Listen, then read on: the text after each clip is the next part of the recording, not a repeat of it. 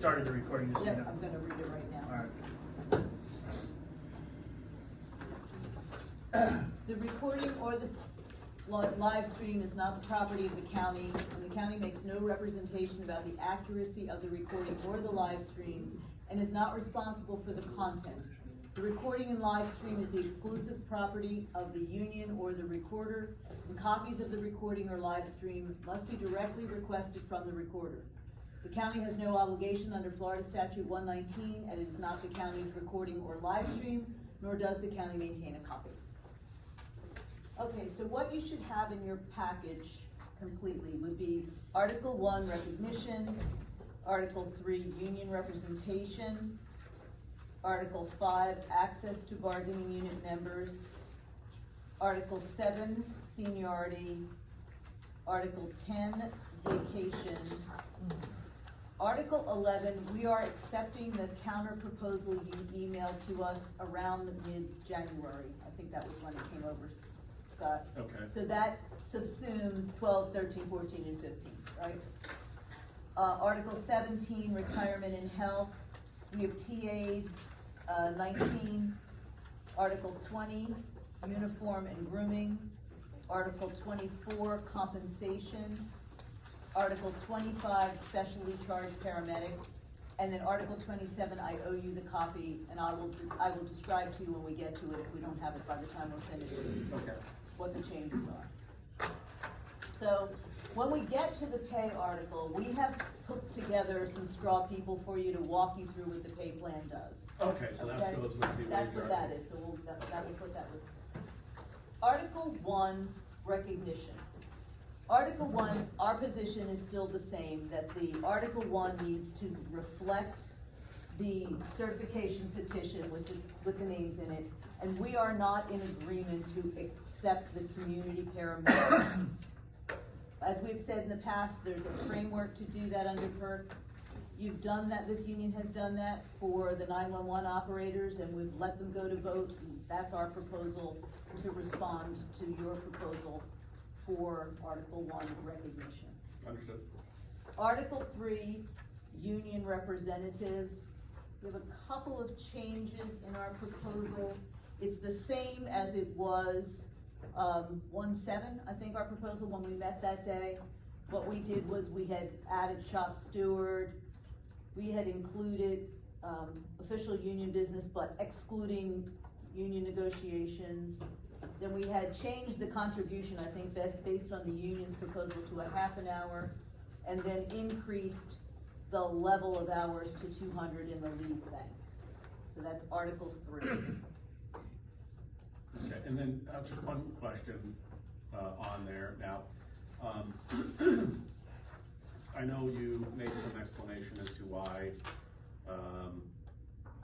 you wanted to exclude negotiations, but if the county isn't producing the funds for that, it's coming from the additional members, why is that still an issue?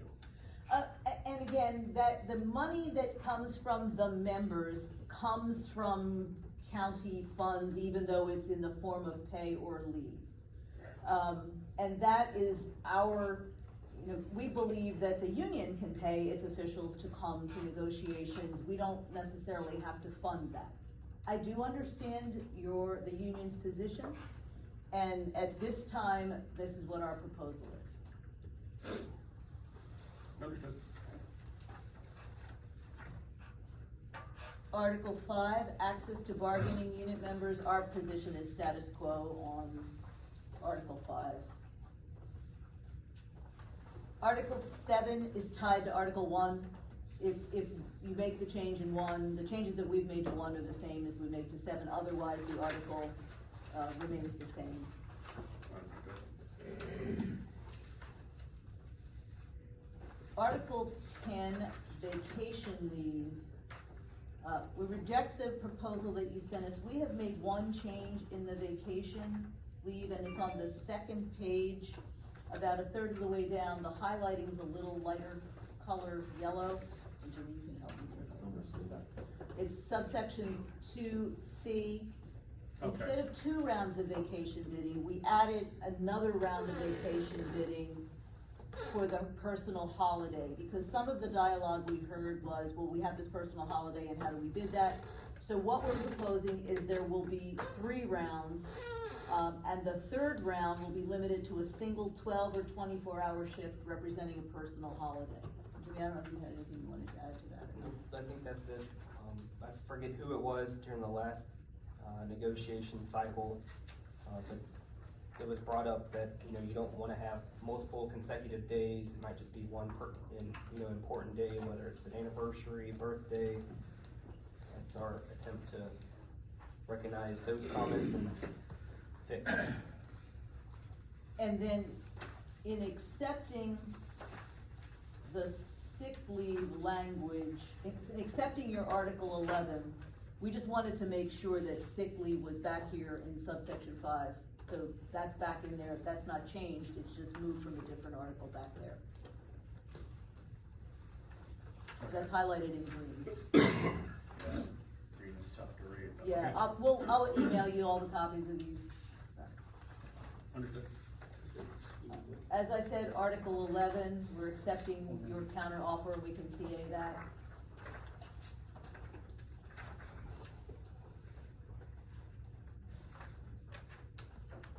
Article 17 is retirement and health. For the reasons we described before, we're not adding the additional plan to the county's benefit plan.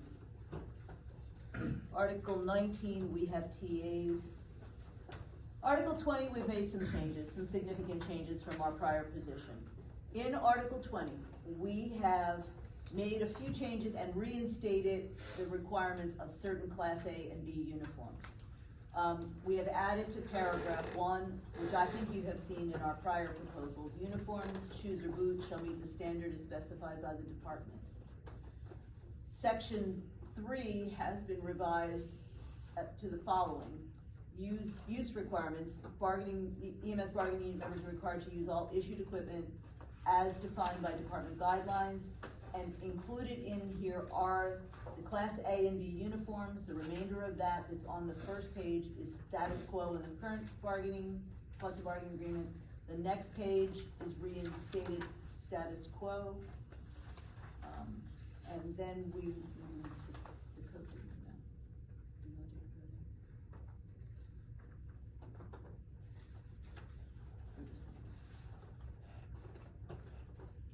code? Got it. All members, the addition on the top of page 3, all members of an assigned unit are required to be dressed in the same class uniform is an addition. And then we've just stipulated the, it's outlined in department guidelines. We've changed windbreaker to job shirt or pullover. Chief tells me that's really what they're wearing. It's not so much a windbreaker. It's called a job shirt or pullover.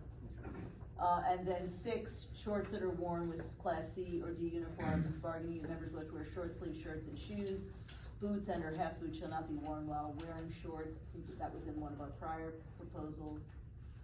Uniform maintenance, the EMS support services will handle the orders, and we're stricken through the uniform vendor will handle the replacements. We've increased the maintenance allowance to $18 a pay period. Again, added department guidelines.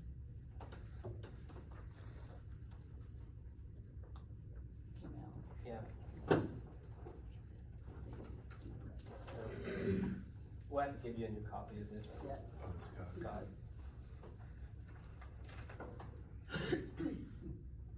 Because I just deleted it. Yeah. In subsection 4, hair and grooming standard. I want to read it to you so it's on the record, and I'm going to tell you what it should be, because when it printed, it didn't print correctly.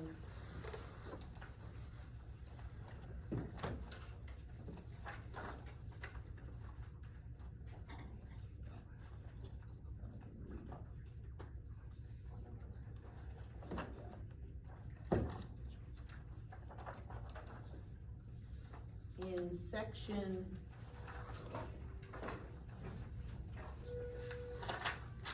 4A,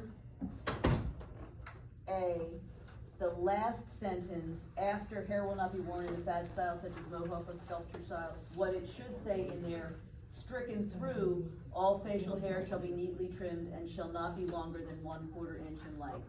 It is not in the copy we have given you, stricken through, it's been removed completely, it should be stricken through. So I will put that back and we'll reprint that and give that to you. As long as it shows up electronically, that's fine. All I'll right. make a note on this. Appreciate it.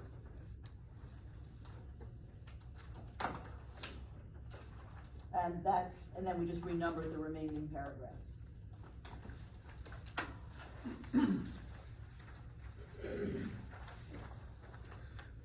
Article 24, compensation.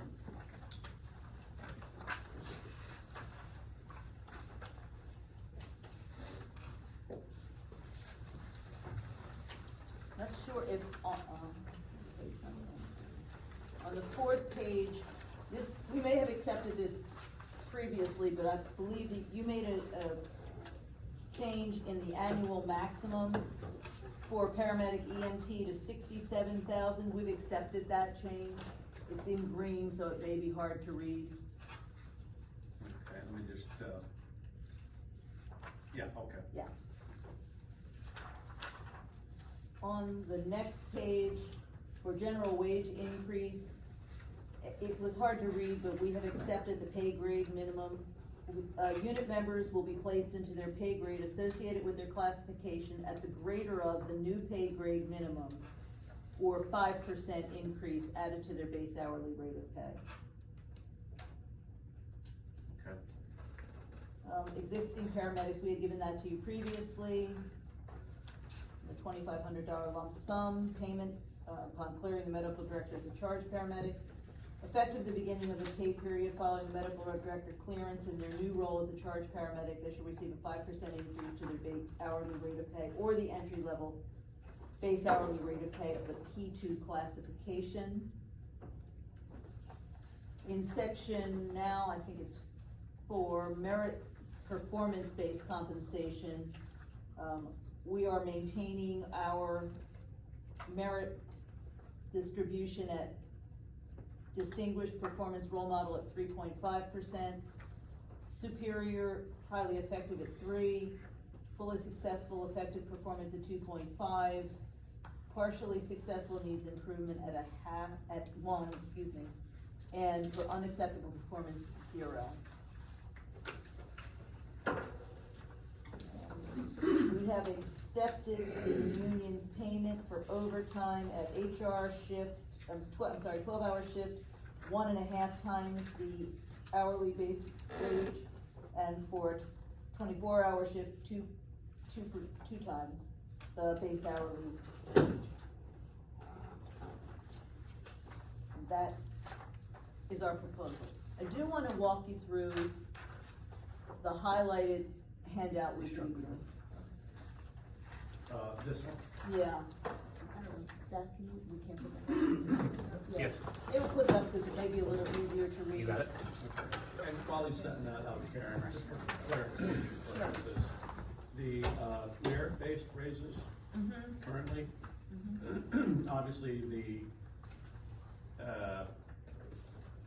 standards and questions to determine that are different, but throughout the county, they do a merit-based performance increase, correct?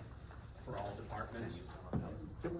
We didn't do it this year, but yes, Typically, normally. right. If it's to be done, Right.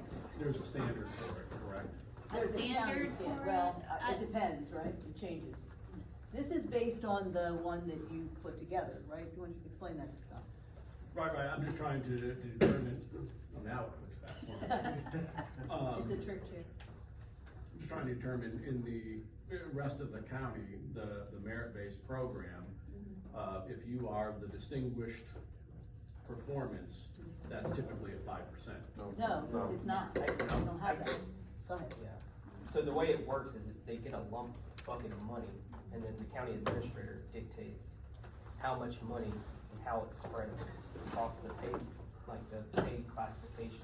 So, let us say like you have a larger pay range penetrations and someone who's been here shorter amount of time, you would only be allotted a certain percentage, whether you or fully exceeds or meets expectations. It fluctuates for each individual.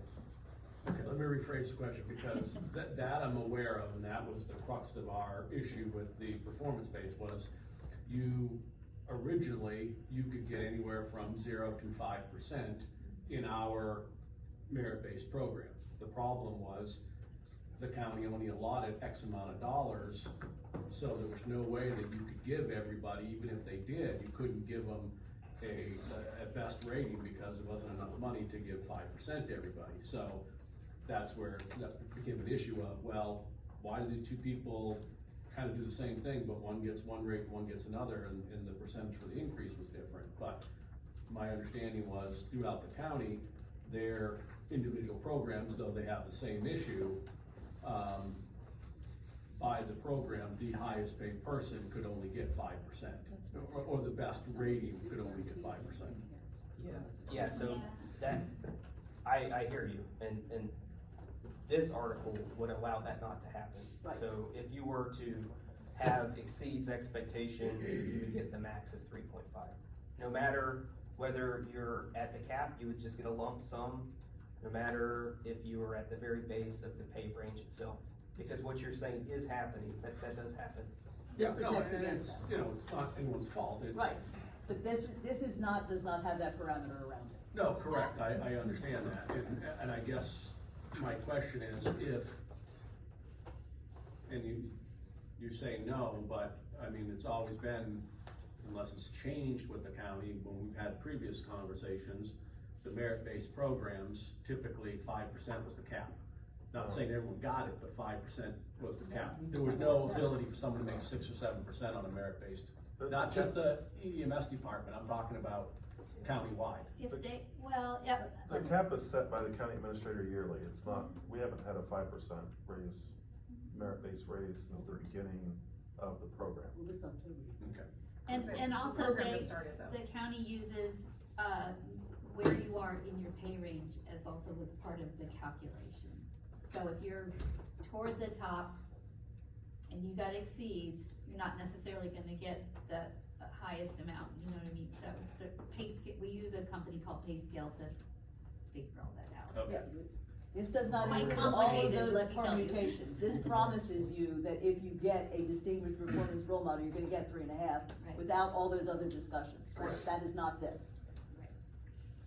So to walk you through, and these are straw people, these are real people, but there's no names and there's no particular, rhyme or reason. We highlighted so you can see the different positions, but for the charge paramedic who is currently at a pay grade 3 at a rate of $13.91 with an annual salary of $46,292.48, the new minimum pay grade is $57,300. The max is $80,200. So after the collective bargaining increase at ratification, they'd go from $46,292 to $57,300. That's an $11,007 increase, which is a 23.8% increase in pay. In fiscal year 23, so what happens is in October of 22, performance evaluations are completed. And in January of 23 is when the merit increases are delivered. This person has an average, we just put an average in here of 3%. This person would go to 59,019. Repeating that in the following fiscal year, in the October of 2023 timeframe, the reviews would be completed. The number would be, the performance evaluation would be completed, and in January of 2024, they would get their increase. So the complete increase for this individual under this, our proposal for this contract, is $14,497.09, or a 31.3% increase to their pay. What's the merit base based on? What percentage did you guys? Average, I just did an average of 3%, 3%, right? three. Because That's not the average. at first we didn't have anything in there, and then we thought, we'll just put an average in there. There's also in When we get down into the other pay grades, there's a typo in there, and we'll fix that on the next chart. It should be the 67,500, that we agreed to. So if you walk through this, you know, you pick the specialty charge paramedic at 1607, they go to 53, with an annual salary of 53,480. The new pay grade minimum is 60,000, the max is 84. They'd move, upon ratification, and at the end of the 3-year period, would go through the same process with an average and about 19% increase. So the increases depend on where you are, and we just picked some people. We'll fix that new pay grade max number to make sure that it's correct and redistribute these to you. Now, just so I'm clear, Sure. with the acceptance of the 67, we're not in any further dispute on the chart, correct? The actual chart itself? No, I don't think so. I All think right, that so this is reflective of what the chart already shows. except for that, yep. Understood. So let me ask you a question. So you have a charge paramedic 12 hour. How many years is that I don't know, person. I don't know, whoever's making 1391, again, I tried to not identify people, That's so. between a brand new person and somebody who has almost 5 years of service. Okay, it may be. I can promise you that that's what that is right there.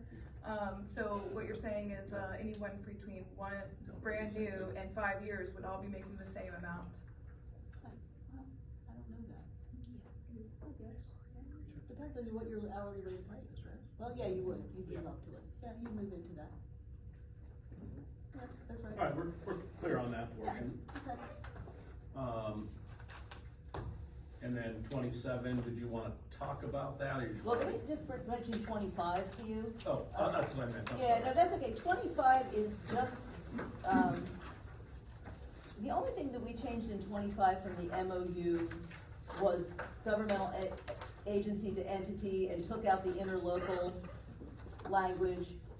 Your counter offer proposed that the medical director would have to give a written explanation or detailed explanation. And I know we discussed this the last time we met, but evidently not having the medical director do that in the MOU that the union signed was okay. And we don't understand what has happened to make it not okay. Like, has somebody not gone through the process? Is there an issue? Oh, hey, 27 is attached, I'm sorry, I misspoke, they stapled them all together. Oh, there it is, Yeah, yeah. so that's even better, we don't have to come back and bring you another copy. Is there some issue that you're trying to address by adding that? Because when you entered the MOU, you entered the MOU without it, and we don't think that there is an issue that you wanted to put an additional language in there about the medical director Yeah, giving you an one second explanation. here.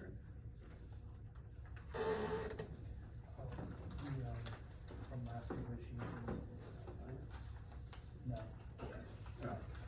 It was the MOU that we came up with to try to get the FTO program off to a start through the contract. Okay. Then I can explain this, Karen. Okay, I can give you a little reason. Well, let me just say that, one, I wasn't part of the MOU when it was signed, so I was unaware of it. As like anything else, as you do with your team and I do with my team, I lend my 2 cents in, based on what I see, you know, for me all around the country. And, you know, we, by nature of the business, have to endure a lot from medical control. And when things are good, it's not an issue. When things are bad, and medical control now has an issue, they can make everyone's life pretty miserable, because there's nothing we can do about it. We work under their license, so it's their way or the highway. I want to ensure that if the medical control doctor says this person can't be an FTO, that there should be an explanation as to why. You know, I don't think that's asking too much. We're not debating the fact of he can or can't choose, and we can reference them in the contract, though we have no control over them. But I think that a person's FTO, trying to become an FTO, or is being removed from an FTO, should have some explanation as to why they can't be one, especially if they've been one for years, and now all of a sudden the medical doctor says, nope, you can't be an FTO anymore. Okay, fine, but where's the explanation to go with that? Well, and building on that, there's a couple of things.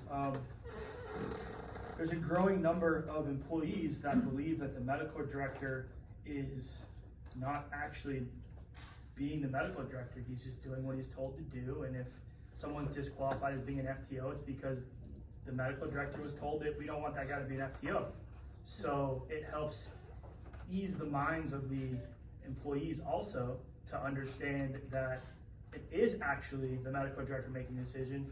And from another standpoint, how do I know what I did wrong if the medical director doesn't tell me why I was disqualified as an FTO? How do I make myself better the next time?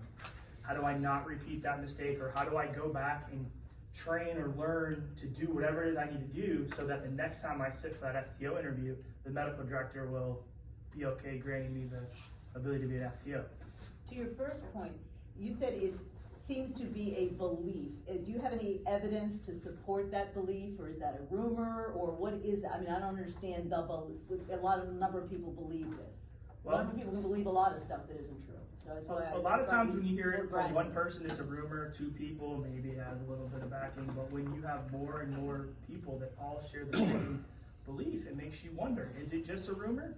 Because a lot of this stuff, right? There's well, we can't have any demonstrative proof because a stuff. lot of this stuff is behind closed doors that we're not even allowed to be part of this. I can't even sit in on an MDR just to hear what's going on. I have to rely on what I'm told after the fact from somebody who says, "Hey, man, that was BS," because I went in that room thinking I was going to talk to the medical director, and there was six people from admin in there.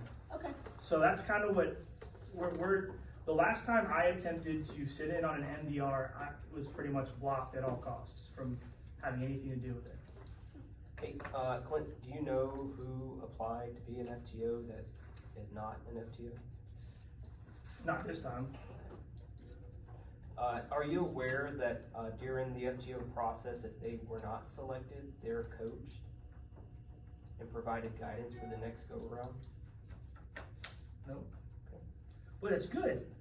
And that's what I would expect you guys to do. And we're just talking about, it sounds like, because if you look at the list, the medical director is the last step. That's the last hurdle that you have to jump over in order to become an FTO.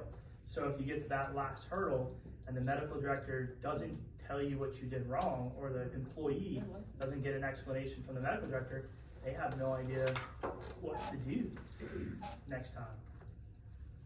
So, and it's not necessarily, it doesn't even have to be something that's made public. I mean, I don't need to know why that person didn't pass the medical director, but that person should have the ability to at least know why Dr. Donnell or Dr. whoever said, "You're not it." Because he said I was good enough to be a charge paramedic, but now I'm not good enough to be an FTO. Well, why? Well, because. And we don't have to give you a reason. And that's kind of how it is now. You don't have to give anybody a reason at all as to why they didn't get selected to be an FTO. I do know of one individual that was not selected, and that person was coached, and the next time that that person applied, he is now an FTO. And that's excellent. And another point that Scott brings up often, you may move up into a different position, and now we have another chief that comes in here that doesn't share the same philosophy that you do with how it works. So unfortunately, we also have to kind of think to the future as well. So that's the reason why we're asking for it.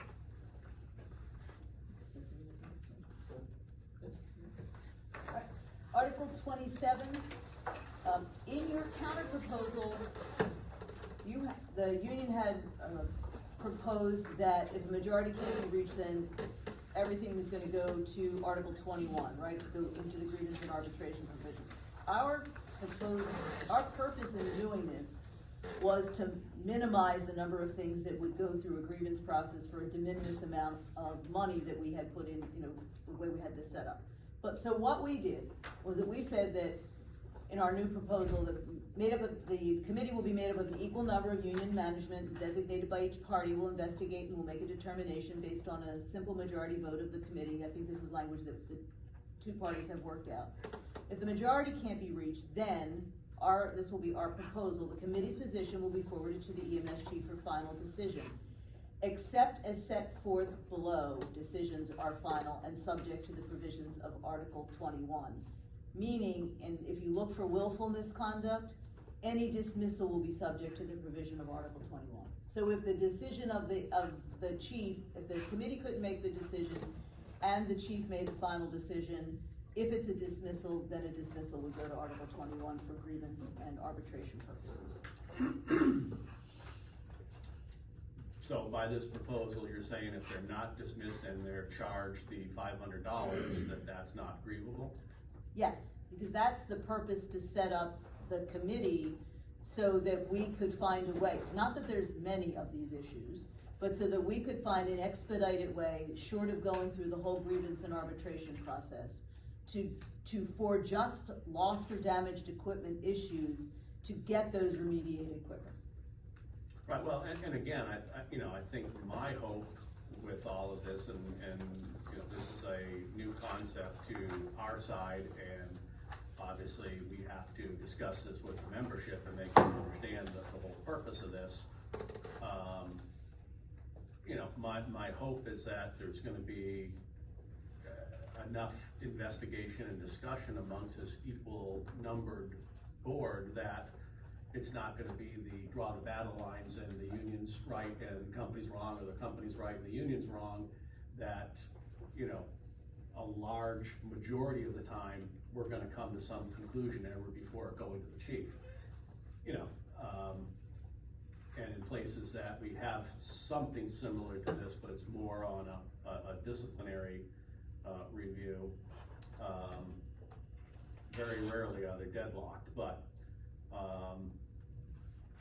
and I'll talk to the team, but I'll be honest, I'm just a little hesitant to even say that, because we run into some duty of fair representation issues for us to represent that employee should they want to file a grievance, and I'm not 100% comfortable that I want to waive their rights, so we'll discuss it. Okay. I will email you all of these. Okay. Okay, and with the corrected language, and just give me a few minutes to do that once we get that.